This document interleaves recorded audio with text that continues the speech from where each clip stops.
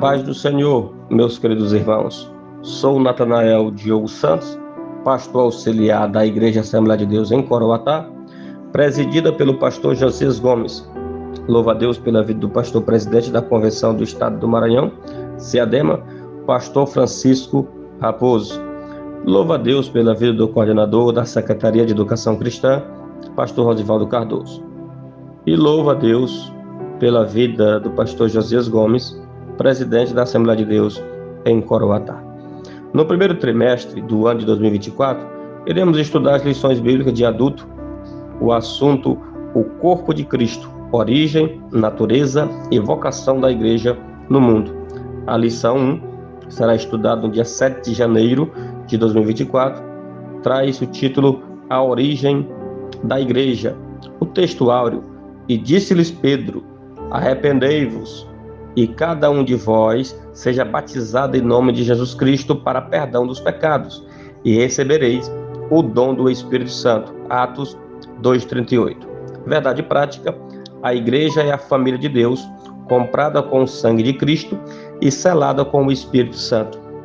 Sobre a reflexão diária da EBD, nós iremos meditar a respeito do título A Igreja como propriedade exclusiva de Deus, que tem como texto prova o Evangelho de Jesus Cristo, segundo escreveu Mateus, capítulo 16 e o versículo 18. Pois também eu te digo que tu és Pedro, e sobre esta pedra edificarei a minha igreja, e as portas do inferno não prevalecerão contra ela. Sobre a igreja como propriedade exclusiva de Deus, ela tem uma fé inabalável. Isso aqui é o primeiro ponto que nós vamos ver. O que garante a igreja ter uma fé inabalável é o fato do seu Deus estar vivo e vivo para sempre. Observe que o termo inferno no texto grego de Mateus 16:18 é Hades, que significa sepultura ou mundo dos mortos. Portanto, quando Jesus se pronunciou que as portas do inferno não prevaleceriam contra a sua igreja, ele estava categoricamente falando que ao terceiro dia arrebentaria as portas da morte para a edificação da igreja. Observe que em sequência, Cristo ele explicou, reportando-se à sua morte e ressurreição, em Mateus 16:21, que diz: Desde então, começou a Jesus mostrar aos seus discípulos que convinha ir a Jerusalém a padecer muitos anciãos e dos principais dos sacerdotes e dos escribas, e ser morto e ressuscitar ao terceiro dia.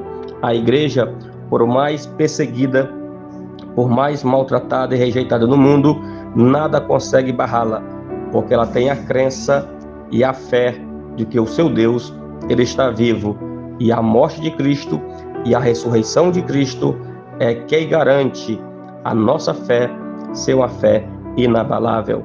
Um outro ponto: a igreja como propriedade exclusiva de Deus, ela tem autoridade, e nós vamos ver isso em Mateus 16:19. Eu te darei as chaves do reino dos céus, e tudo o que ligares na terra será ligado nos céus, e tudo o que desligares na terra será desligado nos céus. Observe que a palavra aqui, chave, é uma linguagem figurada para autoridade. A palavra autoridade no grego é exousia, significa licença. Deus deu licença à igreja para abrir as portas do reino para os pecadores ter acesso à vida eterna. Você pode ver que quando Pedro ele prega em Atos 2, ele abre as portas do reino para os judeus. Quando você vai ver lá em Atos 10, Pedro abre as portas do reino para o primeiro gentil se encontrar com Cristo, para entrar no reino dos céus. Então a igreja ela tem autoridade, a igreja ela tem licença. Por isso que a palavra exousia significa licença. Deus deu licença à sua igreja para abrir as portas do reino, para curar os enfermos e para expulsar os demônios. A igreja, como propriedade exclusiva de Deus, ela é herdeira do reino dos céus. Quando você lê em Mateus 16:27, que diz: Porque o Filho do Homem virá na glória de seu Pai com os seus anjos, e então dará a cada um segundo as suas obras. Observe que a igreja ela é herdeira do céu. ela como propriedade exclusiva de Deus, ela é o povo eleito de Deus, ela é a comunidade eleita de Deus que vai morar nos céus de glória. A igreja está apenas esperando o seu grande dia, o grande arrebatamento, que nós vamos nos encontrar com o Senhor nos ares e para sempre estaremos com o Senhor. Deus abençoe a todos, em nome de Jesus.